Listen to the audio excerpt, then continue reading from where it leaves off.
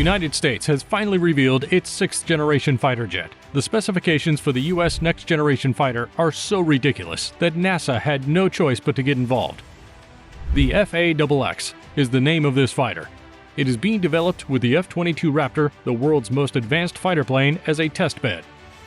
The F/A-XX is projected to be the United States' go-to fighter, keeping other 6th-generation fighters in check and reminding Russia who the true king of disguise is. Stay till the end of the video to discover how the U.S. 6th-generation fighter stacks up against Russia's. A 6th-generation fighter is a concept for a class of jet fighter aircraft that is more advanced than the present 5th-generation fighters in service and development. The United States, Japan, Russia, the United Kingdom, Sweden, Italy, France, Germany, Spain, China, and India are among the countries that have announced the development of a 6th-generation aircraft program. In the 2030s, the first 6th-generation fighters will be deployed. In order to keep up with the UK and Russia-led programs, the US appears to have accelerated its 6th-generation fighter jet program, also known as Next Generation Air Dominance, or NGAD. While the United States has already flown a prototype of the NGAD, the United Kingdom is developing the Tempest, a 6th-generation aircraft that will join the Royal Air Force, Swedish Air Force, and Italian Air Force once completed. Similarly, France, Germany, and Spain are developing the Future Combat Air System, or FCAS, which will eventually replace the Eurofighter Typhoon, Gripen, and Rafale. On August 26, 2013, Russia also revealed it would proceed with the development of a 6th-generation jet fighter. They say the aircraft will most likely be pilotless. The F-35 Lightning II will operate alongside the new aircraft in the United States well into the 2050s and beyond, while the F-22 Raptor will be retired. The 6th-generation combat aircraft will have the following features and capabilities: enhanced human system interface with a virtual cockpit that allows pilot 360-degree vision with AI-enhanced battlefield awareness, and it will be capable of performing manned, remote-controlled, or onboard artificial intelligence-controlled missions. It would be equipped with advanced digital capabilities such as data fusion, command, control, and communications, as well as high-capacity networking.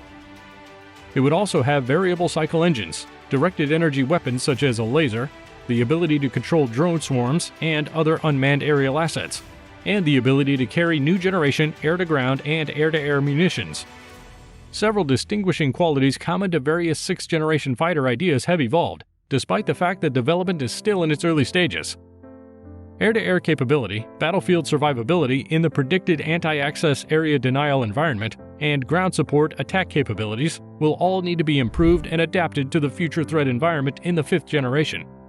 The initial concentration on air superiority tasks has evolved to include ground support, cyber warfare, and even space warfare capabilities, with beyond visual range or BVR air-to-air missile capability remaining crucial. The capacity to conduct manned and unmanned operations, as well as the ability to interact with larger fleets of satellite drones and ground sensors in high-traffic networked environment to provide full data-to-decision or D2D capability is also desired. The United States now leads the race, with the NGAD systems projected to be deployed in the early 2030s. The U.S. Air Force and Navy have accelerated the program, and the defense aerospace industry in the United States would design, develop, construct, and field a new aircraft in 5 years or less. This is the capability that the Europeans and Russians both lack, highlighting the technical gap between the two countries. The first combat aircraft to be built is the NGAD system, the prototype of which flew in September of 2020. The NGAD program includes multiple companies rapidly developing a small batch of aircraft, similar to the Century series of aircraft from the 1950s, such as the F-100, F-104, F-105, and F-106. Since then, the aerospace industry has advanced significantly, and it now has the capability to develop an aircraft from the ground up and get it into the air in 5 years or less to combat shifting threats now and in the future. The 6th-generation combat aircraft will be at the center of a networked system that will likely be partnered with unmanned escort aircraft, missile trucks, among other things.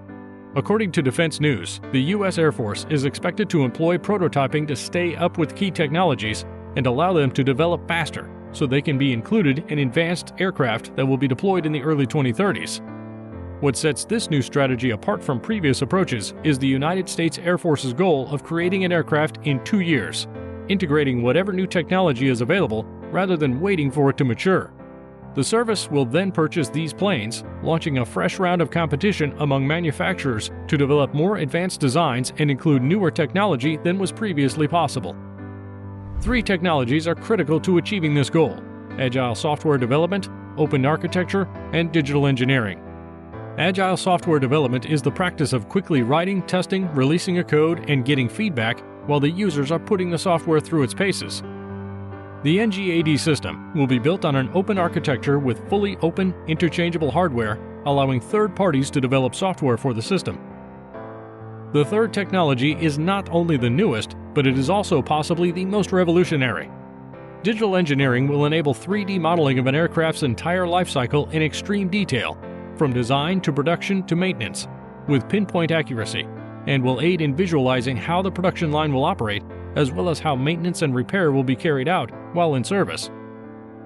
However, critics claim that the U.S. Air Force is overreacting to the F-35's teething problems, despite the fact that the plane was marketed as a single answer to a range of roles.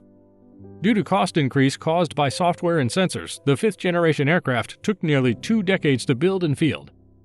Some observers believe that by accepting the NGAD, the U.S. will be able to prioritize the development and fielding of the aircraft in a much shorter time frame, at the expense of new weapons, radars, sensors, and other enabling technology. In the F-35, the focus was on the systems rather than the aircraft, but NGAD is the opposite. Say detractors adding that the goal should be somewhere in the middle, a sensible compromise. Embedded sensors and microelectronics will also allow sensor arrays to be placed in locations that were previously unavailable due to either heat or the curvature of the surface, allowing for more powerful and complete battlefield views. Although the planes won't be self-driving, they will be able to learn and advise the pilot on what actions to take, such as if a target should be temporarily incapacitated, damaged, or destroyed. Photonics will most likely replace traditional electronics, according to Darrell W. Davis, head of Boeing's Advanced Systems business. Fiber optics would also be less vulnerable to cyber attacks and less susceptible to data jamming or spoofing. A digital wingman may also follow the main fighter as an auxiliary sensor shooter capable of taking vocal commands. Directed energy weapons may have a significant impact on how agile a 6th-generation fighter must be, because there will be little time to maneuver away from a directed energy attack. Speed of light weaponry may negate the necessity of the maneuverability we see in today's popular fighters. There could be an infinite magazine of shots with a suitable engine, possibly an auxiliary engine, on board to give power for directed energy weapons. Before we conclude, be sure to subscribe for more content like this. Little is known about Russia's and China's progress in developing their 6th-generation combat aircraft programs. A lot of speculation suggests they are still in the early stages, implying that the U.S. military will continue to dominate the skies for the foreseeable future. Who do you think will win the 6th-generation air superiority race? Let us know what you think in the comment section. Also, be sure to check out our video on NATO's deadliest weapon will shock the world.